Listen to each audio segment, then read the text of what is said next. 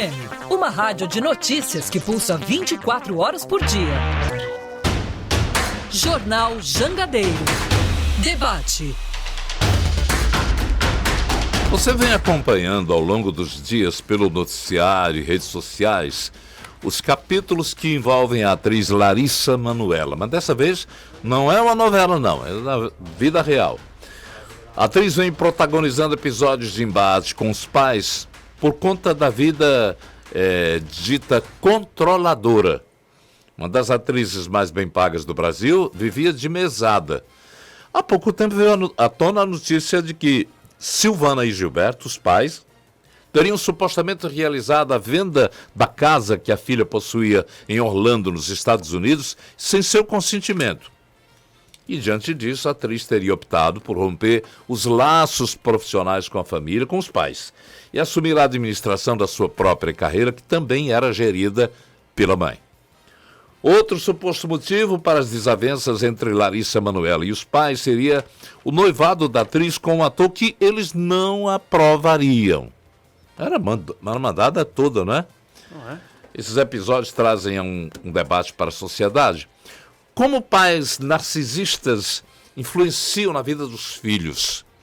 Os pais estão sendo injustiçados? Vamos colocar as duas vertentes aqui. Como identificar narcisismo? Narcisismo geralmente é a pessoa que gosta de elevar o eu, não é? Glorificar não, de cada vez mais ressaltar o seu eu, vem de Narciso, da lenda de Narciso. Como identificar em relação à família? É o que nós vamos debater hoje com participação de Cláudia Mello, psicopedagoga e escritora. Cláudia, bom dia. Bom dia. Seja bom dia, Nonato. Seja bem-vindo. Bem? Tudo bem, tudo bem. Ao seu lado também a Rosa Torquato, psicóloga clínica e artesã. Rosa, um grande abraço, seja bem-vinda. Bom dia, Nonato. Prazer. Prazerzão. E deixa eu chamar o pessoal também, você também, internauta, você do rádio, podem participar pela Jangadeiro Band News, na 101.7, através também do 981543814, no chat do YouTube, e acompanhar a gente, porque é um debate muito propício para querer entender. Eu vou começar perguntando às duas, a Cláudia e a Rosa, para que definam o que é narcisismo. Cláudia? Oi, gente. Tô ouvindo bem. Eu gostaria que a Rosa começasse, porque esse nosso trabalho em parceria. A psicopedagogia, ela já, quando ela chega, a criança chega pra gente, ela já chega com um quadro bem complexo, já chega com as consequências desses pais narcisistas, né? Então seria bom a psicóloga começar a falar como é que esses pais agem para que a criança que chega para mim, para que eu faça um trabalho com ela, para que eu faça um trabalho satisfatório, né? Primeiro precisamos entender o que é realmente esse narcisismo na vida da pessoa. Fala então, Rosa.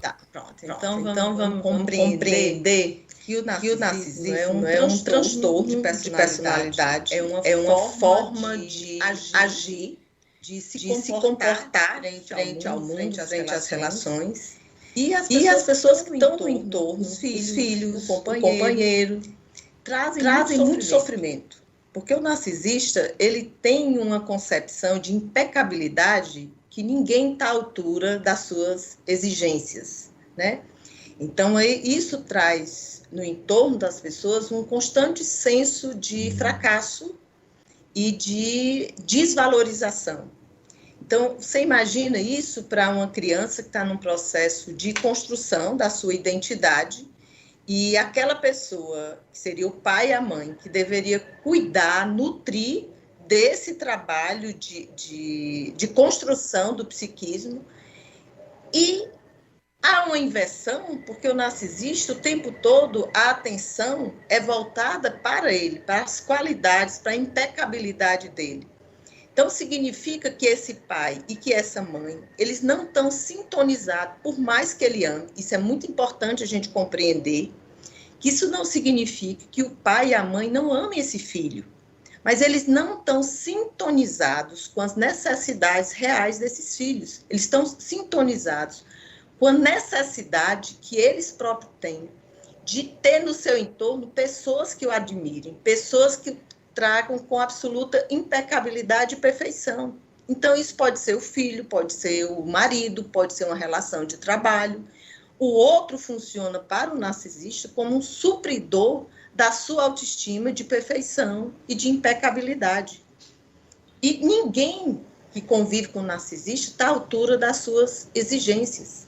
Só que é importante a gente compreender que por trás dessa embalagem, na verdade, tem um senso muito fraco um senso de eu muito fraco. São pessoas que, por trás desse disfarce de perfeição, tem uma necessidade, uma dependência muito grande da aprovação desse outro.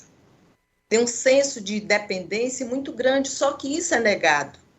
E acontece que os filhos no entorno, principalmente, uma criança que está chegando no mundo agora, no campo familiar, e que muito cedo ele percebe nesse entorno que essas informações elas são muito desorganizadas. No nível, a mãe, no nível emocional, a mãe dá uma informação,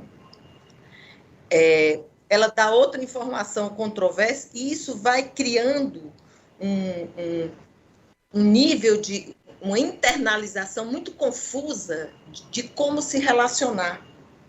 Então, os filhos, de uma forma geral, das principais consequências é exatamente um nível de insegurança muito grande, porque elas são extremamente desconfiadas de como se relacionar com as pessoas. Porque as pessoas que deveriam trazer um suporte de segurança são as pessoas que mais trouxeram um senso de ameaça, uma ameaça constante. Então, isso é um ponto bastante relevante na relação de pessoas que passam, porque são relações pervasivas e continuadas, né? Que é o que a gente chama de trauma de desenvolvimento. Então, precisa de um trabalho muito... restabelecer o senso de segurança muito grande, como a Cláudia coloca, que quando a criança chega, ela já traz toda uma sintomatologia, todos os sinais daquilo que ela vivenciou. Muitas vezes uma criança vem extremamente desconfiada. Por quê? Porque ela aprendeu que se relacionar é isso, eu não posso confiar. Eu sou criticada o tempo todo, eu nunca estou à altura daquelas pessoas no meu entorno. E cria-se uma espécie de generalização de como eu vou me relacionar com o mundo, com a vida e com as outras pessoas. Eu pergunto a vocês, a gente pode dizer que pais narcisistas são aqueles que veem a independência, a individualidade dos filhos como uma ameaça, como eles estivessem dando essa liberdade, e eles procuram assim boicotar a vida dos filhos para que eles vivam a sua sombra? Nonato, de uma forma geral, o que eu poderia dizer para você, que um pai e uma mãe, que na sua história de vida, eles trazem a própria história de não terem sido preservados na sua vulnerabilidade. Então, naqueles espaços em idades muito precoces, eles precisaram, de alguma forma, mostrar para os pais que eles eram perfeitos e eles foram obrigados a crescer muito rapidamente, que é o que a gente chama de grau de prematuro. Então, eles trazem esse senso de perfeição. E quando eles se tornam pais e mães, eles trazem para a relação com os filhos. É o que a gente vai chamar de traumas transgeracional, que é um padrão de relação, que vai perpetuando de geração em geração, até que isso, de alguma forma, seja rompido por alguém. Por quê? No processo de dor de todo ser humano, também tem um dom. E quando você traz a história, por exemplo, da Larissa, que aos 22 anos, ela, de alguma forma, ela tem essa potência de romper pelas colocações que são feitas com esse padrão invasivo de relação, né?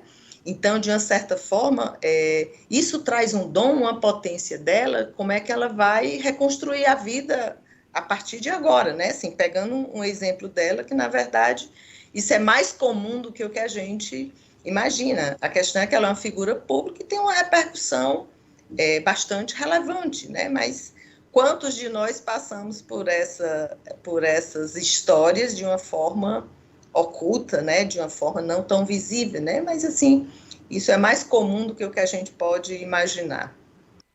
Antes que a gente está contando da Larissa Manoela, mas tem um exemplo clássico internacional da cantora Britney Spears, que o pai dominava, pegava, ela não deixava ela fazer nada, não pegava no dinheiro.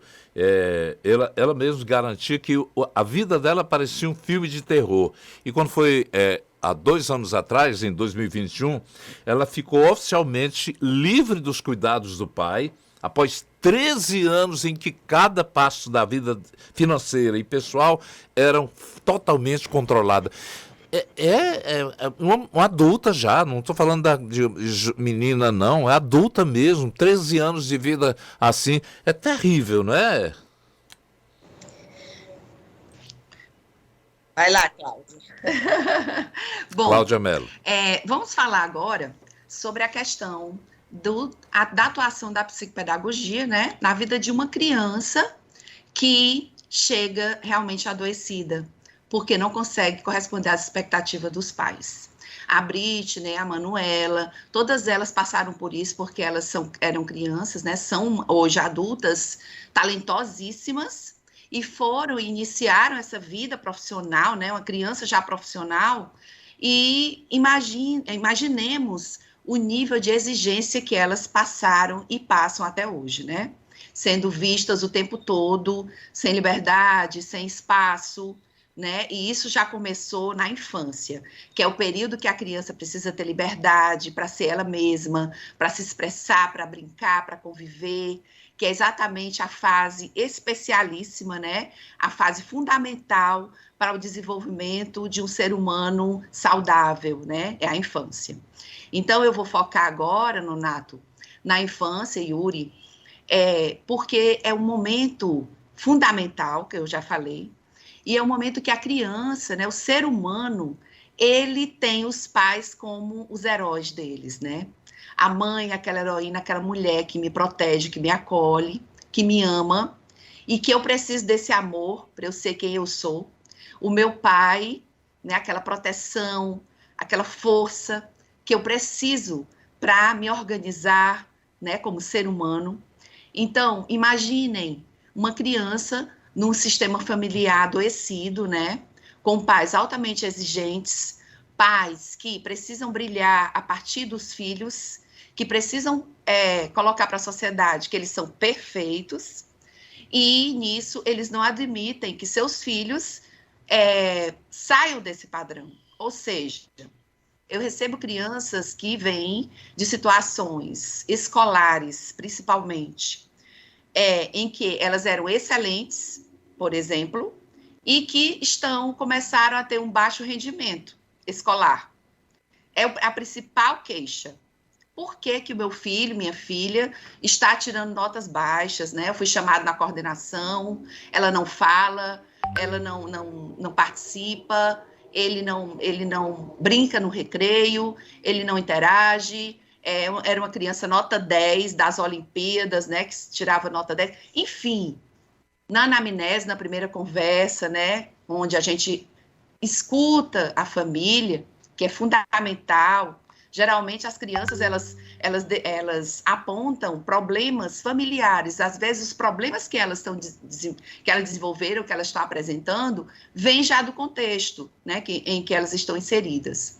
É importante não rotular, né, como nossa psicóloga acabou de colocar, né, porque essa é uma questão muito complexa, mas nessas situações onde a criança é altamente exigida, cabe já um alerta.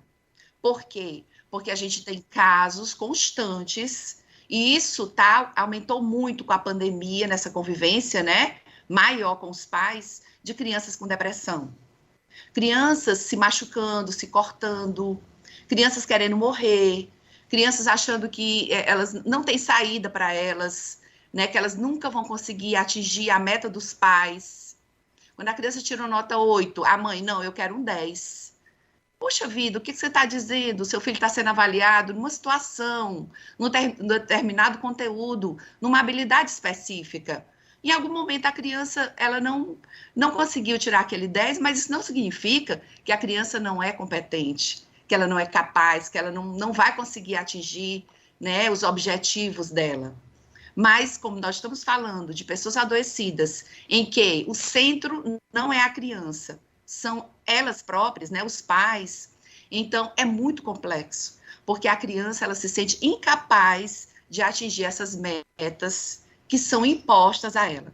E aí causa um monte de problemas. Aí vai para a psicóloga, vai para a psicopedagoga, vai para a psiquiatra, começa a medicação, né? Então, tá uma coisa assustadora. E que nós, enquanto sociedade, pais, mães, né, comunicadores, a gente precisa realmente alertar, né, onde é que nós estamos chegando, onde nós queremos chegar com isso. Né? Eu não sei se eu coloquei o que você, né, me pergunta, mas, assim, é a grande pergunta para a sociedade. Né? O que nós queremos para as nossas crianças, para a nossa nova geração, que daqui a pouco vai dominar o mundo. Não é verdade, pessoal? Okay. São pessoas saudáveis, pessoas que têm autonomia, pessoas que têm condição de conviver, que têm condições de liderar, ou nós queremos pessoas que estão reproduzindo e que são pessoas altamente infelizes e que vão fazer muita gente infeliz. Enfim, eu trago muito para essa questão, né? Porque a infância, eu sou uma pessoa que onde eu estou, em qualquer ambiente, eu realmente luto pela infância, porque eu sou realmente uma militante da infância, porque é na infância essa fase fundamental para eu ser um ser humano equilibrado.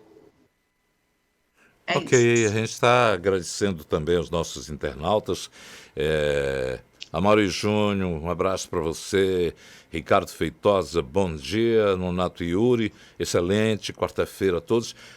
O Ricardo está, inclusive, dizendo: hoje o programa está maravilhoso. Letícia Carvalho, Cláudia está arrasando, está aí agradecendo. E tem um cidadão que fez uma colocação pelo nosso WhatsApp. Vai. Na verdade, a Sinara, ela está dizendo que está colando o selo de errado aí, cravando na testa dos pais, como, enfim, baseado, diagnóstico equivocado, que é parecer no caso que os pais não querem ser artistas, aparecerem. Ela está dizendo assim que está colocando a culpa nos pais, mas é porque a partir do caso da Larissa Manoela gerou o debate. Nós temos um debate que é algo que transcende a família da Larissa. Já dei outro exemplo aqui. Aliás, eu pergunto a nossas debatedoras, pelo tempo que a Britney teve, 13 anos amarrada, né,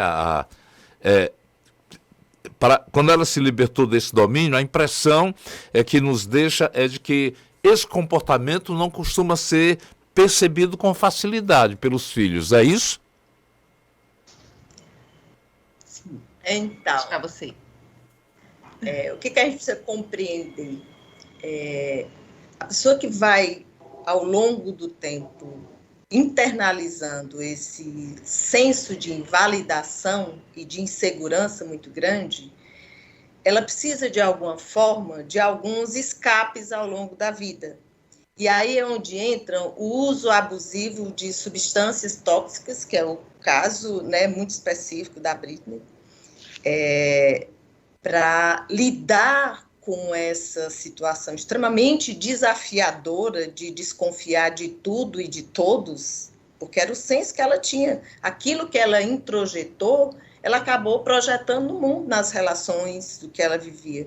E muitas vezes é onde entra as compulsões por sexo, as compulsões por uso abusivo de substâncias tóxicas, o processo adoecedor que a gente tem vivido muito das depressões, de ansiedade, dos transtornos psicossomáticos, porque o corpo, de uma certa forma, ele precisa se regular diante de uma situação muito pervasiva e continuada de insegurança. Então, assim, essa ruptura, aparentemente, ela vem de uma forma muito brusca, mas eu acredito que internamente são pequenas rupturas que são feitas, né? Mas isso não se dá sem sofrimento. E existe nas informações dessas pessoas que passaram por isso, elas passam, de uma forma geral, para lidar com tudo isso, para tornar suportável e insuportável, muitas vezes, o uso de substâncias para amortecer essa dor, porque é uma dor muito profunda. Vem a invalidação por pessoas que são referências na vida da pessoa, que é pai e mãe. E, de novo, eu volto. Eu não acredito que um pai ou uma mãe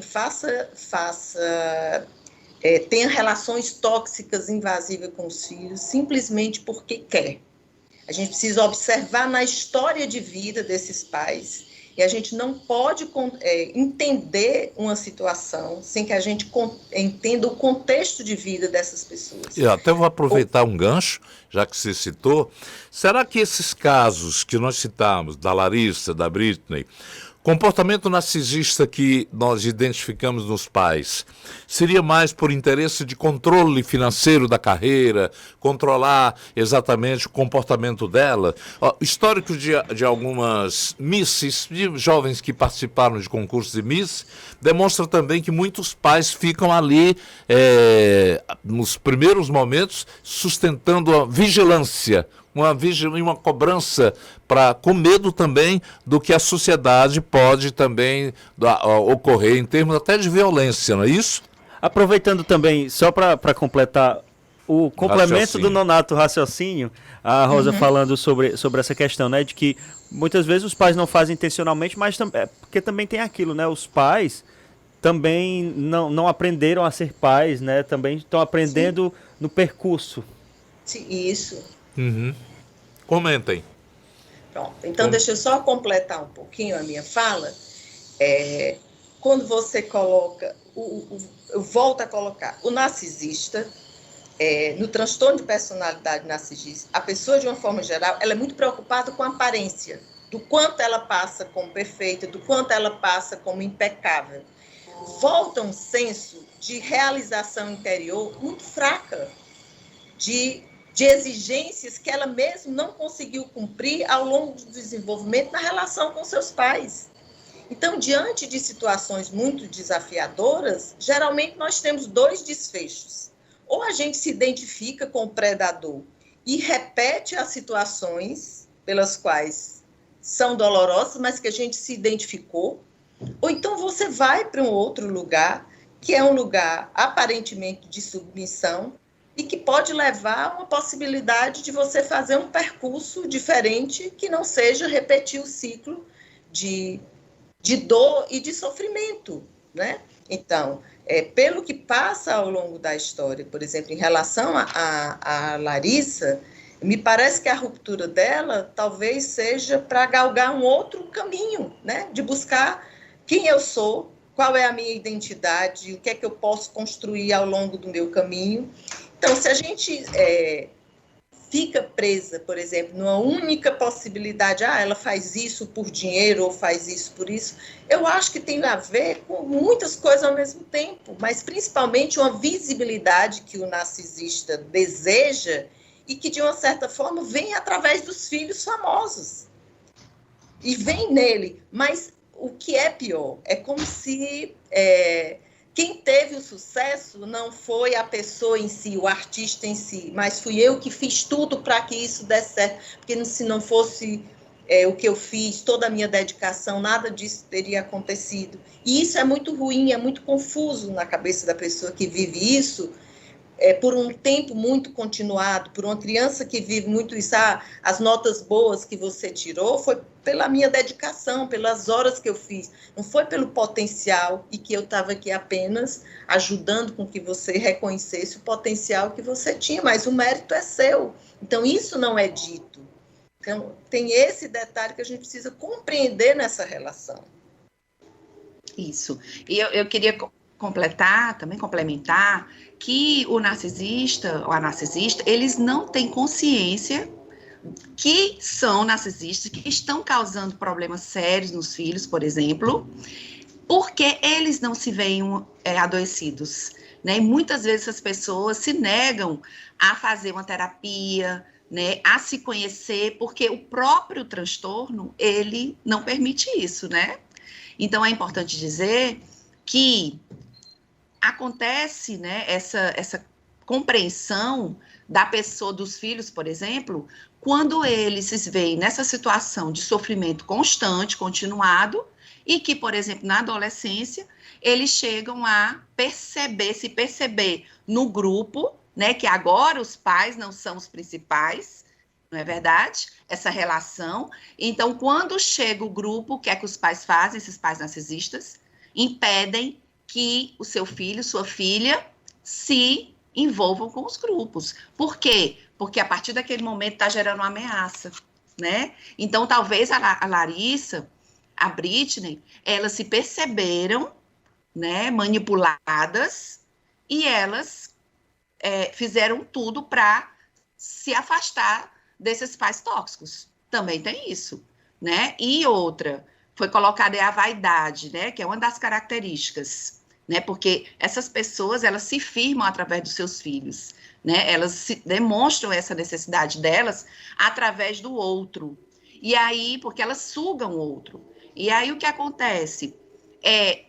A vaidade, ela está ali, mas a questão financeira, ela interfere porque é poder. Então, essas pessoas, elas precisam também desse poder para alimentar essa necessidade que elas têm, né? Então, eu penso que o dinheiro é uma consequência, né? Claro, se a pessoa é talentosa, no caso delas, que é muito dinheiro mesmo, uma cifra muito alta, logicamente que isso interfere bastante nos pais, porque eles querem continuar controlando, né? Porque a coisa aumentou muito, então eles querem continuar controlando para eles se sentirem bem, né? Em detrimento da felicidade desses filhos. Deixa eu pedir um intervalinho aqui para você que ligou o rádio, entrou agora na nossa live. Nós estamos conversando sobre pais narcisistas com a psicopedagoga e escritora Cláudia Mello, com a psicóloga clínica e artesã Rosa Torquato. E eu vou deixar aqui colocações feitas pelos nossos internautas. O Robson está dizendo aqui, os filhos precisam de limites. Essa atual geração quer jogar os filhos contra os pais. Antigamente existia respeito. Hoje os filhos batem na cara dos pais, ofendem e ainda acham bonito. Colocação feita pelo Robson. Que diz a mais, essa Larissa quer influenciar as destruições de laços familiares. Ela conseguiu tudo graças à família dela e agora se revolta contra os pais.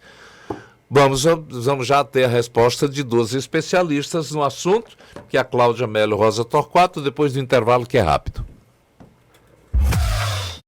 Voltamos com o debate desta quarta-feira. Cláudia Mello, psicopedagoga, escritora, Rosa Torquato, psicóloga, clínica e artesã, estão debatendo aqui a questão dos pais narcisistas.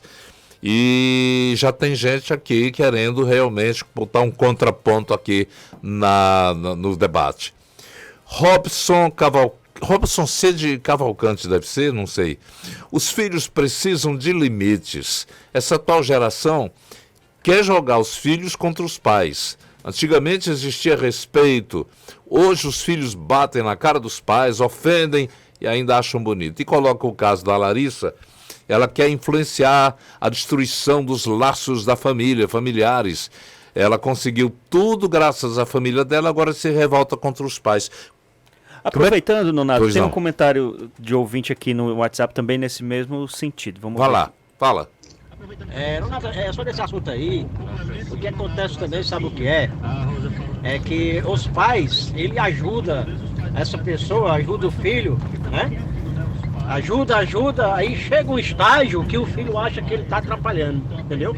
Aí o filho vai, chega pra lá, entendeu? Aí bota as culpas nos pais. Eu acho que o culpado aí não é só o pai não, são ambos, entendeu? Quando o dinheiro chega, que chega aquela, sabe? Aquele poder eu chamo isso de ganância, que esquece até da família, né? Aquele elo que a família tem, entendeu? O dinheiro. Aí. participação aí. E vocês, Cláudia e Rosa Torquato, o que é que dizem desses ouvintes?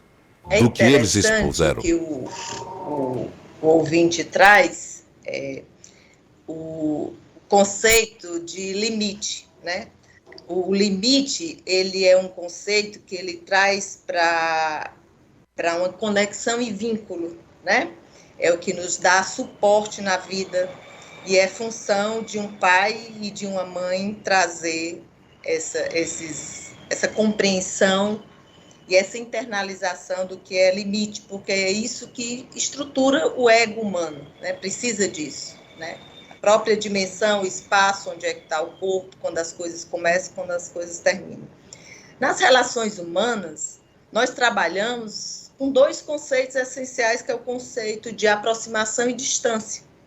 Então, para uma criança se desenvolver ao longo do desenvolvimento, ela precisa da noção de proximidade, de ter pais próximos, afetivos, que satisfaçam as necessidades dos filhos, e, ao mesmo tempo, de um distanciamento que seja capaz desse filho experimentar o que é autonomia e para rumo ao que a gente tanto almeja, que é a questão da independência.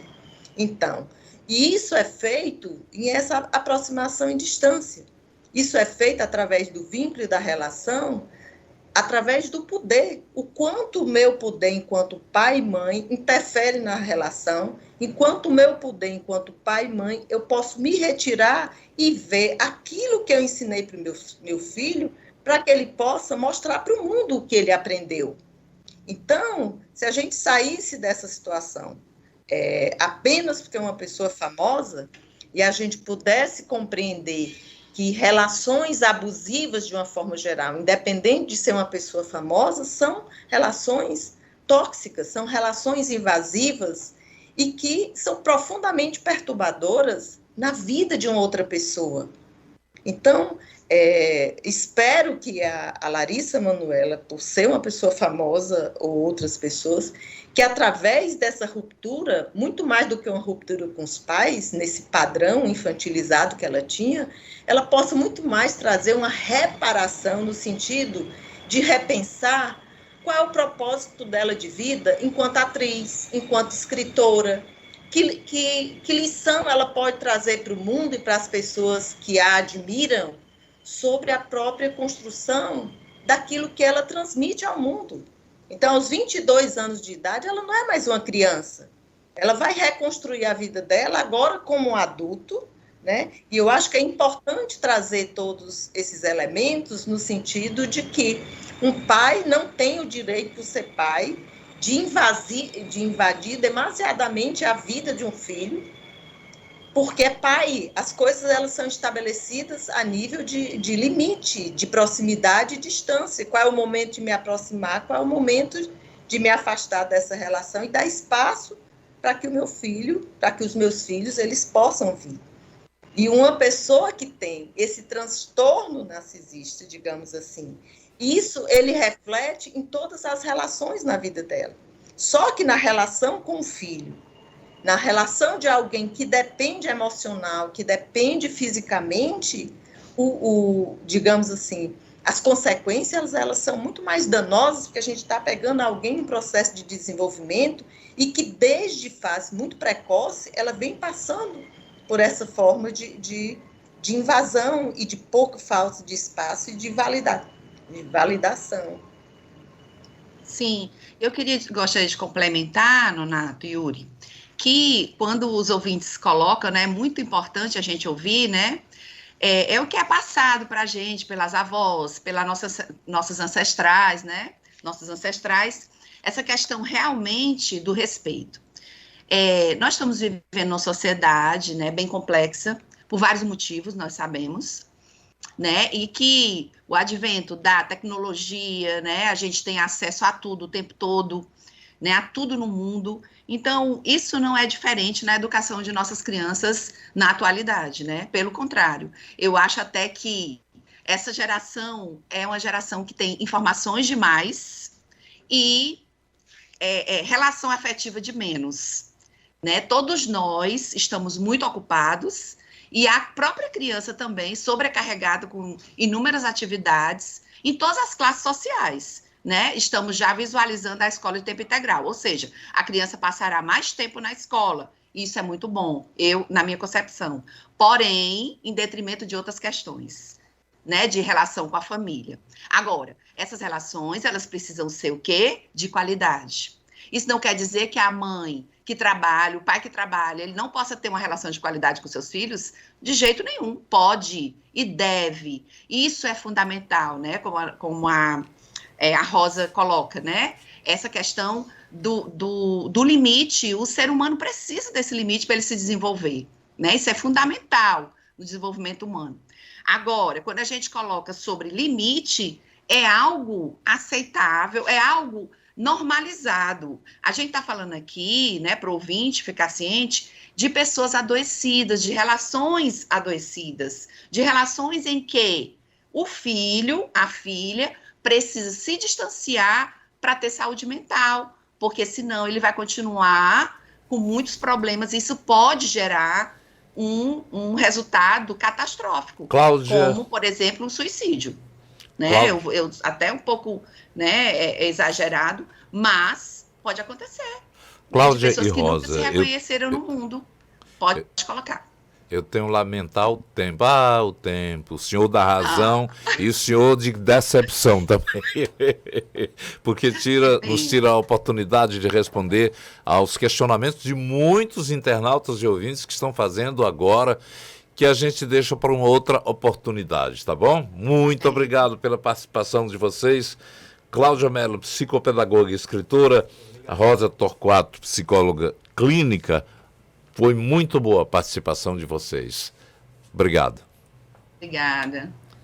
Vamos fazer o debate 2, né, Nonato? Debate 2. Então, com essa temática. Um abraço, 10h48. Obrigada, bom dia, gente.